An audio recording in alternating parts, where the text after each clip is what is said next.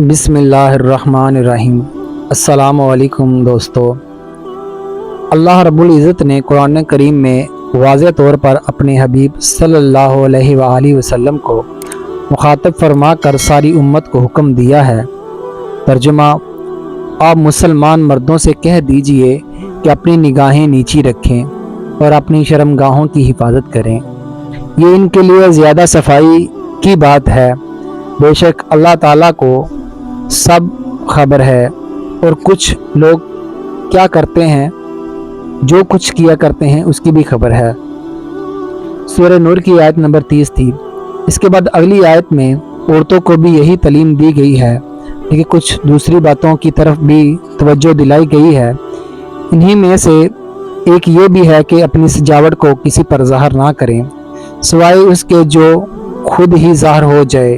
چنانچہ ارشاد باری تعالیٰ ہے، اور ایمان والیوں سے کہہ دو کہ اپنی نگاہیں نیچی رکھیں اور اپنی عصمت کی حفاظت کریں اور اپنی زینت کو ظاہر نہ کریں مگر جو جگہ اس میں سے کھلی رہتی ہے، اور اپنے دوپٹے اپنے سینوں پر ڈالے رکھیں اور اپنی زینت ظاہر نہ کریں مگر اپنے خامدوں پر، یا اپنے باپ یا خاوند کے باپ، یا اپنے بیٹوں یا خاوند کے بیٹوں، یا اپنے بھائیوں یا بھتیجوں یا بانجوں پر، یا اپنی عورتوں پر، یا اپنے غلاموں پر، یا ان خدمات گاروں پر جنہیں عورتوں کی حاجت نہیں، یا ان عورتوں پر جو عورتوں کی پردہ کی چیزوں سے واقف نہیں، اور اپنے پاؤں زمین پر زور سے نہ مارے کہ ان کی مخفی زیور معلوم ہو جائے۔ اور اے مسلمانوں، تم سب اللہ کے سامنے توبہ کرو تاکہ تم نجات پا سکو۔ ناظرین، آج بے حیائی کا دورہ ہے۔ دنیا کے تمام لوگوں کی اکثریت گناہوں کے سمندر میں غرق ہے۔ چاروں طرف بے حیائی پھیلی ہوئی ہے۔ یقیناً اس کے بہت سے اسباب ہیں، مگر اس سے ایک بہت بڑا سبب بد نظری اور نظر کی بے احتیاطی بھی ہے، جو ایک ایسا ہتھیار ہے جس کو شیطان انسان کے ہاتھ میں دے کر پوری طرح مطمئن ہو چکا ہے۔ اب اسے کبھی کسی تاغوانی منصوبے کو بروکار لانے میں زیادہ جدوجہد نہیں کرنی پڑتی۔ یہ بد نظری خود بخود اس کی آرزوؤں کی خاطر خواہ تکمیل کر دیتی ہے۔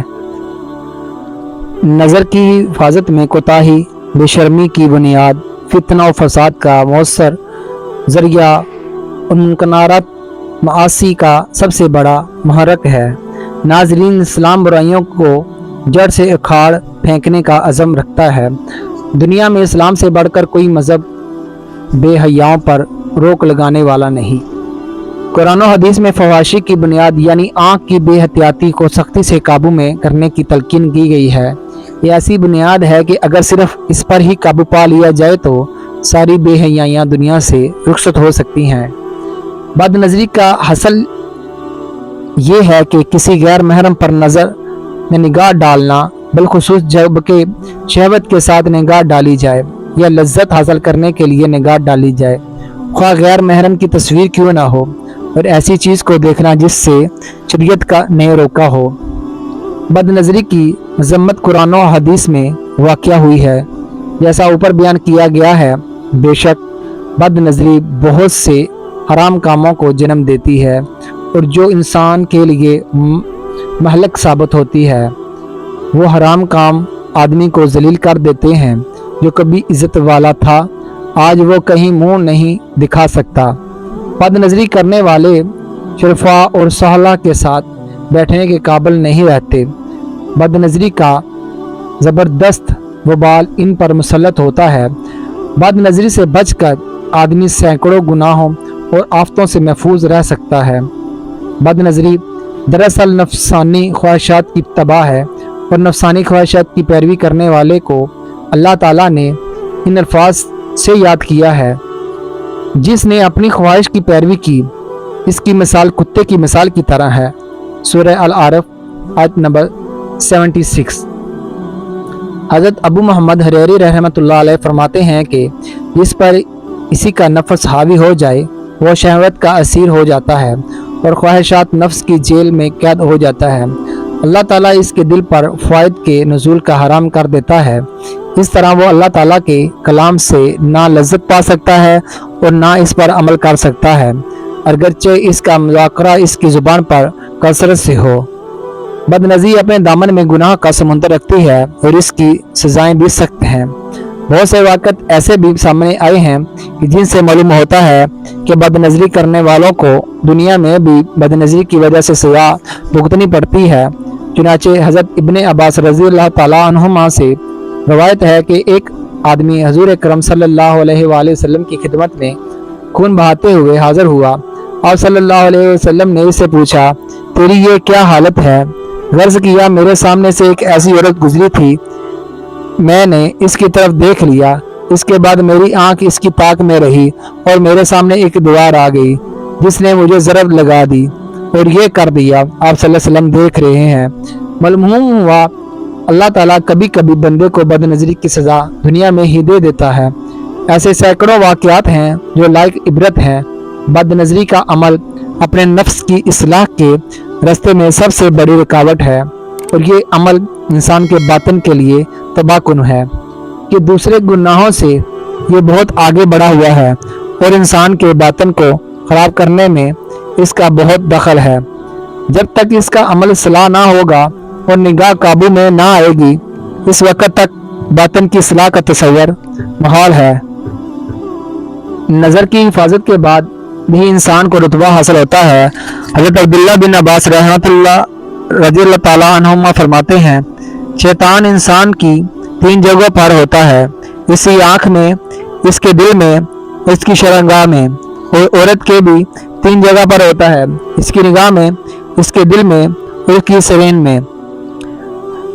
हज़रत सुफियान सूरी रहमतुल्लाह अलैह फरमाते हैं कि हज़रत रबी बिन हसीम रहमतुल्लाह अलैह अपनी निगाहें बंद रखते थे। एक मरतबा इनके सामने से चंद औरतें गुजरी तो उन्होंने इसी तरह से अपनी आंखें बंद कर ली, तो औरतों ने यही समझा कि यह नबीना है और उन्होंने अल्लाह ताला से अंधेपन से पनाह मांगी। हज़रत हकीम लुकमान ने अपने बेटे को नसीहत की कि ए बेटे, शेर और सांप के पीछे चाहे तो चल ले, मगर औरत के पीछे कभी मत चलना। हज़रत मुफ्ती मोहम्मद शफी साहिब रहमतुल्लाह अलैह को मलफूजात में लिखा है कि आपने फरमाया कि शैतान नेक आदमी से ये नहीं कहता कि तुम ज़ना करो, बल्कि पहले एक हसीन सूरत दिखाता है। अगर तुमने इसकी तवज्जो जहन से ना निकाली तो बार बार आएगा। पहली नज़र इख्तियारी से ना थी और दूसरी इख्तियारी हो गई, आगे चलकर वही दरख्त की शक्ल अख्तियार कर लेता है, यहाँ तक कि इससे वो गुनाह सरदर हो जाए। इस दुनिया में जहाँ ऐसे लोग गुजरे कि वो बुरे काम करने की वजह से हलाकत व बर्बाद हुए, तो वहीं ऐसे लोग भी वजूद में आए अपनी पाक दामनी और गुनाहों से बचने के सबब अल्लाह ताला के मुकर्रब बने और दुनिया आज भी इनको याद करती है। इनको जब भी गुनाह का शुबा हुआ तो वो उन्होंने अल्लाह ताला अज़्ज़वजल से दुआएं की और गुनाह से बच गए। हज़रत यूसुफ बिन यूनुस बिन हमास के पास से एक औरत गुजरी और वो उनके दिल में उतर गई, तो उन्होंने अल्लाह ताला रब्बुल इज़्ज़त की दुआ की, इनकी बिनाई छीन ले। चुनांचे इनकी बिनाई जाती रही। इसके बाद एक ज़माने तक इसी हालत में मस्जिद तक आते रहे। कोई शख्स इनको मस्जिद तक ले आता और ले जाता। एक मरतबा इनको ले जाने वाला आदमी मस्जिद से चला गया और इनको कोई ऐसा शख्स ना मिला जो इनको घर तक छोड़ आता, तो इनके दिल में कुछ तहरीक सी पैदा हुई और मस्जिद से निकले और अल्लाह अज़्ज़वजल से बनाई की वापसी की दुआ की, तो अल्लाह अज़्ज़वजल ने बनाई दुरुस्त फरमा दी। फिर इनका इंतकाल तक भी ना रहे। इसी हकीकत से कोई इनकार नहीं कर सकता कि जहाँ हर तरफ बेपर्दगी, बेहजाबी, अरियानी और फहवाशी का बाजार गर्म है, ऐसे में अपनी निगाहों को बचाना मुश्किल नज़र आता है। ये एक कड़वा घूंट है जिसको पीना नहायत दुश्वार काम है, मगर जिन अल्लाह के नेक बंदों को ईमान की हलवत हासिल हो मकसूद होती है और अल्लाह अज़्ज़वजल से ताल्लुक़ और मोहब्बत मंजूर होती है और जिनको बातन की सफाई, तज़रीका और तहारत बद नज़र होती है और इस कड़वे घूंट को हिम्मत करके पी जाते हैं, और जब इनको आदत हो जाती है तो वो लोग इसकी हलवत महसूस करते हैं और चैनो सुकून से ज़िंदगी बसर करते हैं। अल्लाह अज़्ज़वजल अपने ऐसे बंदों से पर बेइंतहा इनामात की बारिश फरमाता है। دنیا میں بھی اور آخرت میں بھی۔ بہت سے ایسے لوگ گزرے ہیں کہ جنہوں نے اس کڑوے گھونٹ کو پیا تو ان کے مرنے تک ان کے جسم سے مشک و عنبر کی خوشبو آتی رہی۔ حضرت ابن عمر رضی اللہ تعالی عنہ سے فرماتے ہیں کہ نبی کریم صلی اللہ علیہ وآلہ وسلم نے ارشاد فرمایا، پہلی بار دیکھنا غلطی ہے، دوسری بار دیکھنا جان بوجھ کر گناہ کرنا ہے، اور تیسری بار دیکھنا ہلاکت ہے۔ انسان کا عورت کے جسم محاسن دیکھنا ابلیس کے تیروں میں سے ایک زہر آلودہ تیر ہے۔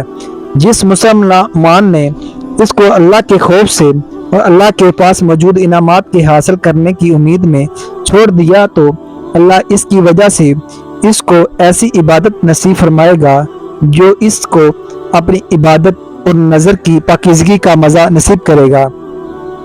حضرت مجاہد رحمۃ اللہ علیہ فرماتے ہیں کہ اللہ تعالیٰ کی حرام کردہ اشیاء کو نہ دیکھنے سے اللہ عز و جل کی محبت پیدا ہوتی ہے۔ حضرت ابراہیم بن محلب رحمۃ اللہ علیہ فرماتے ہیں کہ میں نے ثعلبہ اور خزیمہ کے درمیان ایک جوان کو نماز ادا کرتے ہوئے دیکھا جو لوگوں سے الگ تھلگ تھا۔ اس کے پاس اخلاص و توحید کی دولت تھی اور اسے معرفت خدا بندی حاصل تھی اور اللہ عز و جل پر مضبوط توکل رکھتا تھا۔ یقیناً اس کے درجے اور مقام بہت بلند تھا۔ میں نے اس نوجوان سے معلوم کیا کہ تم کو یہ مرتبہ کیسے حاصل ہوا؟ تو اس جوان نے جواب دیا کہ ہر حرام چیز سے اپنی آنکھوں کی حفاظت کر کے اور ہر منکر اور گناہ سے انتجاب کر کے مجھے یہ انعام حاصل ہوا ہے۔ معلوم ہوا کہ نظر کی حفاظت بے شمار انعامات کے حصول کا سبب بنتی ہے۔ اس تفصیل سے معلوم ہو گیا ہے کہ بد نظری کتنا سخت گناہ ہے اور اس میں انسان اللہ عز و جل کے غضب کا مستحق ہو جاتا ہے، مگر جو لوگ اللہ عز و جل کے خوف سے گناہ سے رک جاتے ہیں اور اپنی خواہش کا صرف اللہ کی وجہ سے گلا گھونٹ دیتے ہیں تو رب العالمین ایسے لوگوں کو بے شمار انعامات اور ثواب سے سرفراز فرماتا ہے۔ اللہ عز و جل نے ارشاد فرمایا، جو شخص اپنے رب کے سامنے پیش ہونے سے خوف زدہ ہو گیا اس کے لیے 2 جنتیں ہیں۔ سورہ رحمان آیت نمبر 46۔ اس آیت کی تفسیر میں حضرت مجاہد رحمۃ اللہ علیہ فرماتے ہیں، یہ 2 جنتیں اس شخص کو عطا فرمائی جائیں گی جس نے گناہ کا ارادہ کیا پھر اللہ عز و جل کے سامنے پیش ہونے کے خوف سے گناہ کرنے سے رک گیا۔ معرف القرآن۔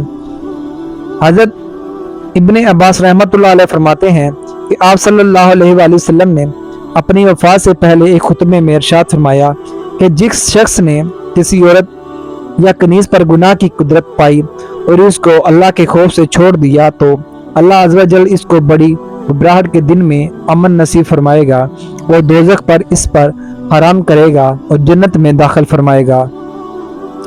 حضرت میمون رحمۃ اللہ علیہ فرماتے ہیں کہ ذکر کی 2 قسمیں ہیں۔ اللہ عز و جل کا ذکر زبان سے کرنا تو خوب ہے، مگر اس سے افضل ذکر یہ ہے کہ انسان اس وقت اللہ رب العزت کو یاد کر کے گناہ سے رک جائے جب وہ گناہ پر پوری طرح قدرت رکھتا ہو۔ حضرت بلال سعید رحمۃ اللہ علیہ فرماتے ہیں کہ تم گناہ کے چھوٹے ہونے کو نہ دیکھو بلکہ یہ دیکھو کہ تم کس کی نافرمانی کر رہے ہو۔ حضرت حسن بصری رحمۃ اللہ علیہ فرماتے ہیں کہ اے انسان، گناہ کا چھوڑنا توبہ کرنے سے زیادہ آسان ہے۔ حضرت محمد بن قعاب رحمۃ اللہ علیہ فرماتے ہیں کہ گناہ چھوڑنے سے زیادہ محبوب اللہ کے نزدیک کوئی بات نہیں۔ حضرت سہل رحمۃ اللہ علیہ فرماتے ہیں کہ اچھے عمل تو نیک لوگ بھی کیا کرتے ہیں اور گناہ گار بھی، لیکن گناہوں سے وہی بچتا ہے جو صدیق ہوتا ہے۔ ناظرین، اب آئیے جانتے ہیں بد نظری سے بچنے کا علاج اور طریقہ۔ مضمون بلا سے معلوم ہو گیا ہے کہ بد نظری باطن کو خراب کرنے کے ساتھ ذلت و رسوائی کا بھی سبب بنتی ہے، لہٰذا اس کا علاج بہت ضروری ہے تاکہ انسان کو اس سے حفاظت کے سبب دنیا اور آخرت کی سرخ و رونائی نصیب ہو سکے۔ چنانچہ اس کا علاج یہی ہے کہ جب پہلی ہی نظر میں گناہ کو پابند کر کے اللہ کے احکام کی پابندی کر لی گئی تو بد نظری اور بے شمار آفات سے نجات حاصل ہو جائے گی۔ اور اگر بار بار بدگناہی میں مبتلا ہوں گے تو نظر نے جو کچھ بھی دل میں تخم ریزی کی ہوگی اس کی نصیحت و نابود کرنا بہت مشکل ہو جائے گا۔ جب بد نگاہی ہو جائے تو اس کی گمراہی گہرائی میں نہ جائیں بلکہ اس کے نتائج بد کی فکر کریں اور اللہ کا خوف دل میں لائیں اور ہمت سے کام لے کر یہ طے کریں کہ یہ نگاہ غلط جگہ پر نہیں اٹھے گی، اور اس کے بعد چاہے دل کتنا تقاضا کرے نگاہ مت اٹھاؤ۔ حدیث شریف میں آتا ہے کہ جب انسان گناہ کرتا ہے تو اس کے دل میں ایک سیاہ تنکا پڑ جاتا ہے، اگر اس نے توبہ کر لی تو استغفار کیا تو اس کا دل صاف ہو جاتا ہے، اور اگر گناہ کرتا ہے اور توبہ نہیں کرتا تو یہ تنکا پورے دل میں پھیل جاتا ہے اور پورا دل زنگ آلودہ ہو جاتا ہے اور دل کو عبادت کی لذت محسوس نہیں ہوتی۔ تو انسان جب بد نظری کرتا رہے گا اور توبہ نہیں کرے گا تو اس کا دل بے زنگ آلودہ ہو جائے گا اور دل پر اچھا اثر ختم ہو جائے گا۔ اس لیے ضروری ہے کہ اللہ عز و جل سے توبہ استغفار کیا جائے اور اصلاح دل کی دعا کی جائے۔ دیکھیے، جب انسان کسی دنیاوی مقصد کے لیے اللہ رب العزت سے دعا کرتا ہے تو بے شک اللہ رب العزت اس دعا کو قبول فرماتا ہے۔ تو کیا جب انسان اللہ رب العزت سے دعا کرے گا، اے اللہ مجھے گناہوں سے بچا دے، دین پر چلا دے، سنت پر چلا دے، تو یقیناً اللہ رب العزت قبول فرمائے گا۔ اس میں قبول نہ ہونے کا کوئی امکان ہی نہیں ہے، اور اگر خدا نخواستہ پھر دوبارہ گناہ سرزد ہو گیا تو اس کا یہ مطلب نہیں کہ دعا قبول نہیں ہوئی، ایسا کچھ نہیں، بلکہ دعا تو قبول ہوئی، لیکن اگر بالفرض گناہ بھی ہو گیا تو اس کی توبہ کی برکت سے دوبارہ انشاءاللہ عز و جل توبہ کی توفیق نصیب ہو جائے گی۔ اللہ رب العزت ہم سب کو حفاظت فرمائے اور اپنے حفظ و ایمان میں رکھے، آمین یا رب العالمین۔ آپ کو ہماری ویڈیو کیسی لگی کمنٹ سیکشن میں ضرور بتائیے گا۔ مزید ایسی ویڈیو کے لیے ہمارے چینل کو سبسکرائب کریں اور بیل آئیکن کو بھی کلک کریں تاکہ ایسی مزید ویڈیو آپ تک آسانی سے پہنچ سکے۔ السلام علیکم ورحمۃ اللہ وبرکاتہ۔